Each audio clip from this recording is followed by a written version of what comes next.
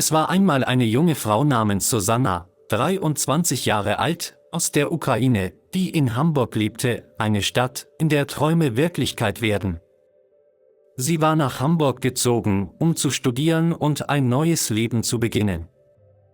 In den ersten Tagen ihrer Ankunft, als Susanna in der Mensa der Universität bezahlen wollte, bemerkte sie, dass ihr Geldbeutel nicht in ihrem Rucksack war und scheinbar verloren gegangen war.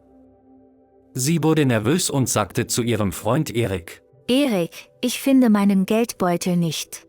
Ich glaube, ich habe ihn verloren. Erik beruhigte Susanna. Keine Sorge, Susanna, du hast ihn wahrscheinlich im Klassenzimmer liegen gelassen. Ich bezahle jetzt für uns beide, und dann suchen wir zusammen deinen Geldbeutel. Nachdem Erik für das Essen bezahlt hatte, suchten sie gemeinsam in den Klassenzimmern, im Universitätshof und in Susannas Rucksack, fanden den Geldbeutel jedoch leider nicht. Susanna war sehr besorgt und traurig, da ihr Geld, ihr Ausweis, ihr Studentenausweis und ihre U-Bahn-Karte in dem Geldbeutel waren. Erik tröstete sie und sagte: Mach dir keine Sorgen. In Deutschland ist die Chance sehr hoch, dass verlorene Gegenstände gefunden werden. Das Einzige, was wir jetzt tun müssen, ist, zur Polizei zu gehen und es zu melden, damit wir deinen Geldbeutel schneller finden können. Erik fuhr Susanna zur Polizeistation. Dort erklärten sie den Fall, und die Polizei fragte Susanna nach ihrem Namen, ihrer Adresse, ihrer Telefonnummer und einigen weiteren Details. Sie versicherten ihr, dass sie ihr Bestes tun würden, um den Geldbeutel schnell zu finden. Erik und Susanna dankten der Polizei und verließen das Revier. Erik nahm Susanna mit in ein gemütliches Café, um sich etwas zu beruhigen, einen Kaffee zu trinken und für einen Moment die Sorgen zu vergessen. Im Café beschloss Susanna, ihren Vater anzurufen und ihm von dem Vorfall zu erzählen. Ihr verständnisvoller Vater tröstete sie und sagte: Mein liebes Mädchen, es tut mir leid, was passiert ist, aber mach dir keine Sorgen. Ich bin sicher, du wirst deinen Geldbeutel wiederfinden. Schicke mir jetzt deine Kontonummer, und ich werde dir Geld überweisen. Nach dem Telefonat bat Susanna Erik, sie zur Bank zu fahren, damit sie ein Konto eröffnen konnte. In der Bank sprach Susanna mit einem Bankmitarbeiter namens Tim und bat ihn, ein Konto für sie zu eröffnen. Tim hatte das Gefühl, Susanna zu erkennen, konnte sich aber nicht erinnern, woher. Trotzdem sagte er nichts und fuhr mit seiner Arbeit fort, forderte Susanna jedoch auf, Dokumente wie ihren Pass, eine Aufenthaltsgenehmigung, eine Gehaltsabrechnung oder ihren Studentenausweis vorzulegen. Als Susanna ihm ihre Situation erklärte, war Tim schockiert und sagte: Das ist unmöglich, oh mein Gott, das ist wirklich unmöglich. Susanna antwortete: Ja, heute ist wirklich ein schlechter Tag, und ich fühle mich wie die unglücklichste Person der Welt. Tim lächelte freundlich und sagte: Nein, meiner Meinung nach bist du die glücklichste Person auf der Welt. Susanna und Erik waren überrascht und fragten nach dem Grund. Tim griff in seine Tasche, zog einen Geldbeutel heraus und reichte ihn Susanna. Als sie genau hinsah, erkannte sie, dass es ihr Geldbeutel war und war sehr überrascht. Tim erklärte: Als ich heute Morgen auf dem Weg zur Arbeit war, habe ich den Geldbeutel in der U-Bahn gefunden. Ich habe nach einer Telefonnummer gesucht, um dich zu kontaktieren, aber keine gefunden. Ich wollte ihn der Polizei übergeben, aber ich hatte es eilig und musste schnell zur Arbeit. Ich hatte vor, den Geldbeutel nach der Arbeit bei der Polizei abzugeben, damit sie dich finden und dir deinen Geldbeutel zurückgeben können. Aber ich bin jetzt sehr überrascht, dass du direkt zu mir gekommen bist. Susanna und Erik waren erstaunt, aber glücklich über diesen Zufall. Sie bedankten sich herzlich bei dem Bankmitarbeiter und verließen nach der Kontoeröffnung die Bank. Susanna lud Erik ein, noch einen Kaffee trinken zu gehen. Sie gingen zu einem schönen und gemütlichen Café, genossen ihren Kaffee und Käsekuchen und freuten sich über das glückliche Ende ihres Abenteuers. Dies wurde die erste Erinnerung ihrer Freundschaft. Im Café rief Susanna ihren Vater an und erzählte ihm die gute Nachricht. Ihr Vater war erstaunt und sagte: Meine Tochter, das ist ein unglaublicher Zufall. Und du solltest sehr glücklich sein, so viel Glück zu haben. Aus Freude über das Glück und die positive Energie überwies Susannas Vater ihr 200 €, damit ihr Tag noch besser wurde und sie immer Glück haben möge.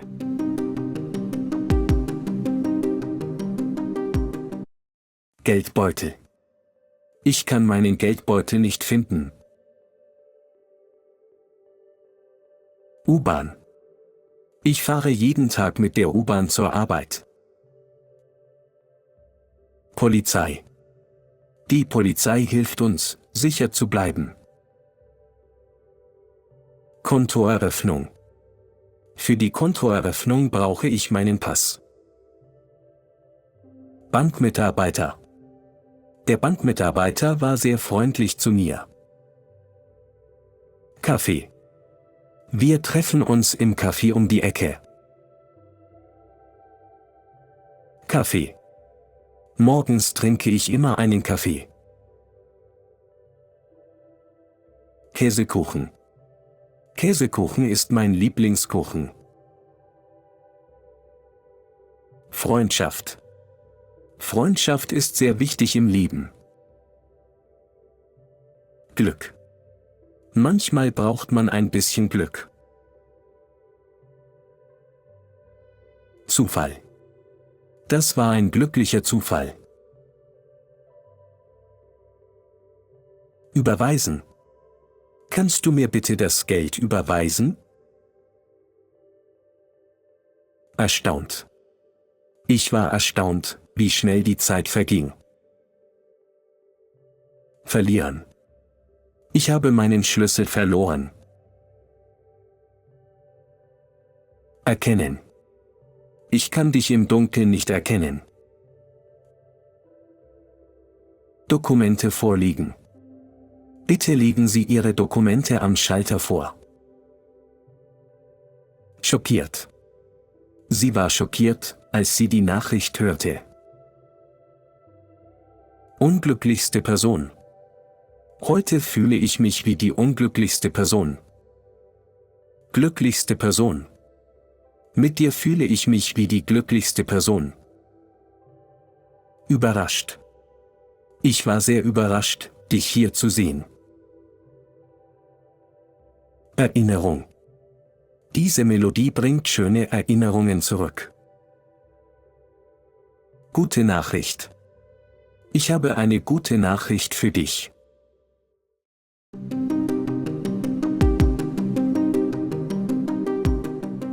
Es war einmal eine junge Frau namens Susanna. Es war einmal eine junge Frau namens Susanna. 23 Jahre alt, aus der Ukraine. 23 Jahre alt, aus der Ukraine. Die in Hamburg lebte, eine Stadt, in der Träume Wirklichkeit werden. Die in Hamburg lebte, eine Stadt, in der Träume Wirklichkeit werden. Sie war nach Hamburg gezogen, um zu studieren und ein neues Leben zu beginnen. Sie war nach Hamburg gezogen, um zu studieren und ein neues Leben zu beginnen. In den ersten Tagen ihrer Ankunft, als Susanna in der Mensa der Universität bezahlen wollte,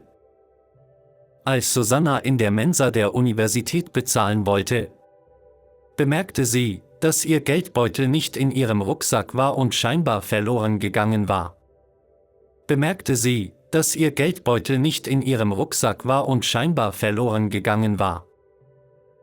Sie wurde nervös und sagte zu ihrem Freund Erik.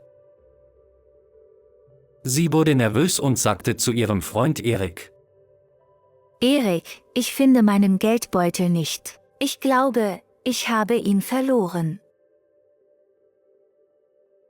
Erik, ich finde meinen Geldbeutel nicht. Ich glaube, ich habe ihn verloren.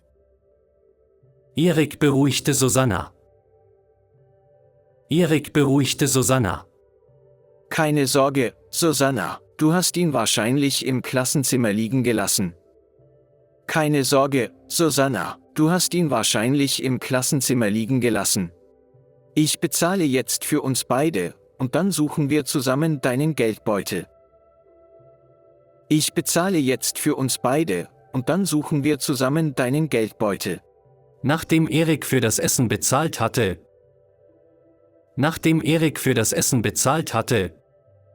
suchten sie gemeinsam in den Klassenzimmern, im Universitätshof und in Susannas Rucksack. Fanden den Geldbeutel jedoch leider nicht. Susanna war sehr besorgt und traurig, da ihr Geld, ihr Ausweis, ihr Studentenausweis und ihre U-Bahn-Karte in dem Geldbeutel waren.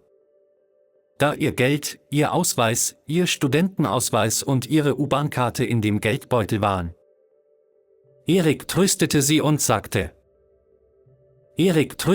und sagte, Mach dir keine Sorgen. In Deutschland ist die Chance sehr hoch, dass verlorene Gegenstände gefunden werden.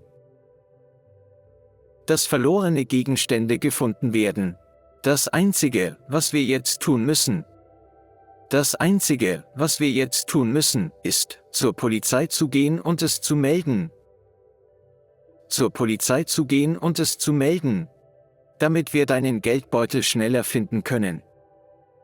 Damit wir deinen Geldbeutel schneller finden können.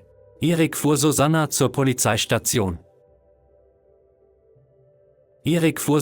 zur Polizeistation. Dort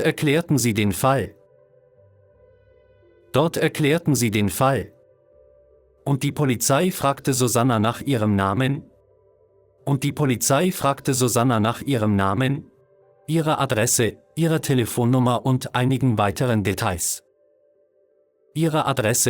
Telefonnummer und einigen weiteren Details.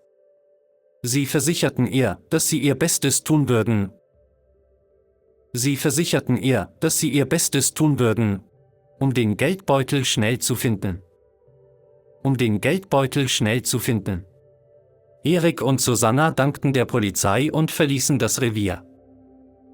Erik und Susanna dankten der Polizei und verließen das Revier. Erik nahm Susanna mit in ein gemütliches Café. Um sich etwas zu beruhigen, einen Kaffee zu trinken und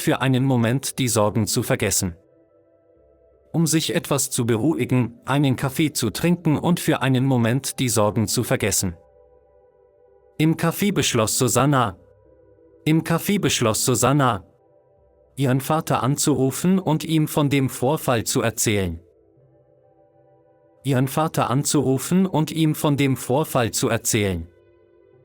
Ihr verständnisvoller Vater tröstete sie und sagte,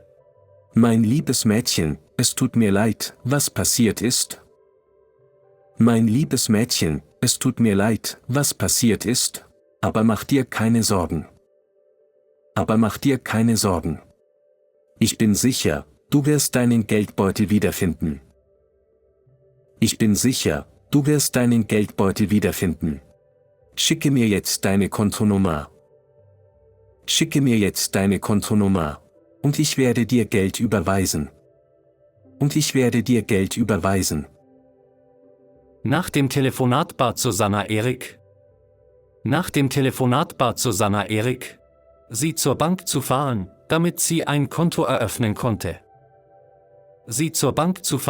damit sie ein Konto eröffnen konnte.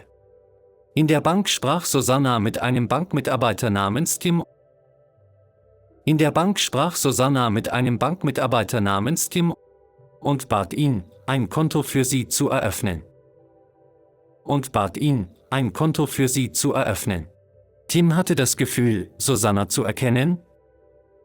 Tim hatte das Gefühl, Susanna zu erkennen, konnte sich aber nicht erinnern, woher. Trotzdem sagte er nichts und fuhr mit seiner Arbeit fort. Forderte Susanna jedoch auf, Dokumente wie ihren Pass, eine Aufenthaltsgenehmigung, eine Gehaltsabrechnung oder Ihren Studentenausweis vorzulegen.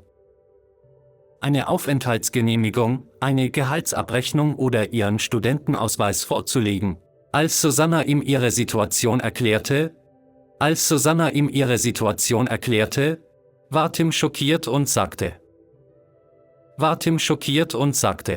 Oh mein Gott, das ist wirklich unmöglich. Oh mein Gott, das ist wirklich unmöglich. Susanna antwortete,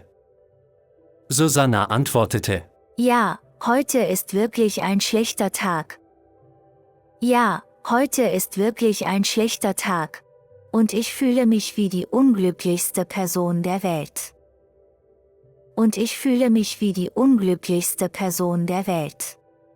Tim lächelte freundlich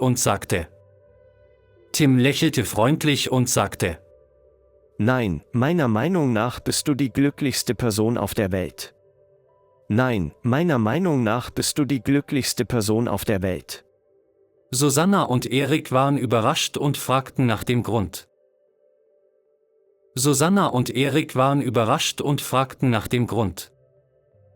Tim griff in seine Tasche, zog einen Geldbeutel heraus und reichte ihn Susanna.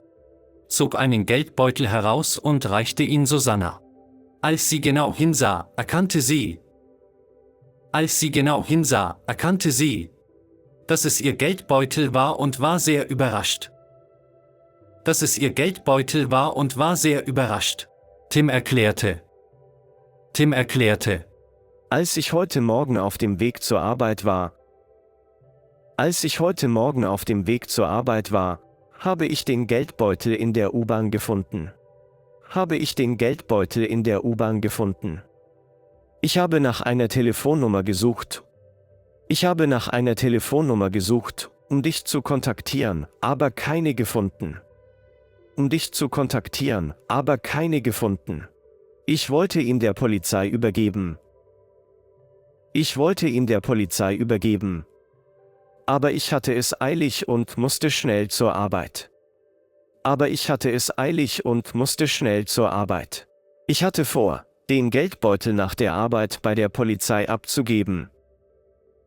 hatte vor, den Geldbeutel nach der Arbeit bei der Polizei abzugeben.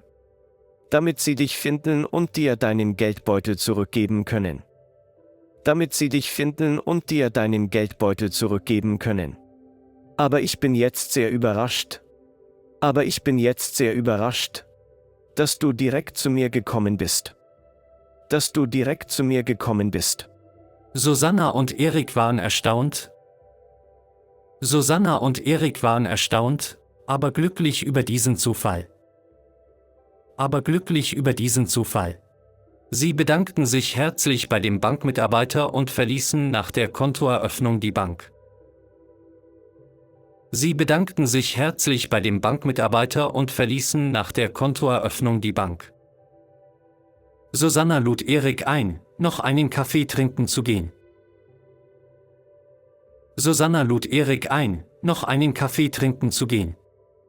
Sie gingen zu einem schönen und gemütlichen Café.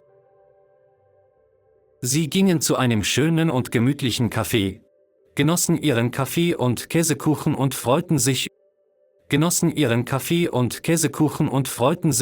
über das glückliche Ende ihres Abenteuers.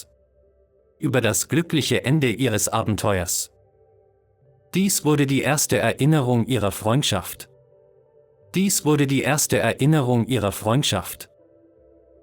Im Café rief Susanna ihren Vater an und erzählte ihm die gute Nachricht.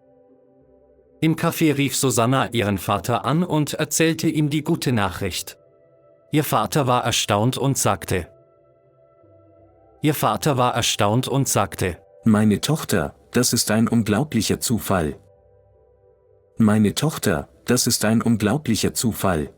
Und du solltest sehr glücklich sein. So viel Glück zu haben. Aus Freude über das Glück und die positive Energie, überwies Susannas Vater ihr 200 €. überwies Susannas Vater ihr 200 €, damit ihr Tag noch besser wurde und sie immer Glück haben möge. Damit ihr Tag noch besser wurde und sie immer Glück haben möge.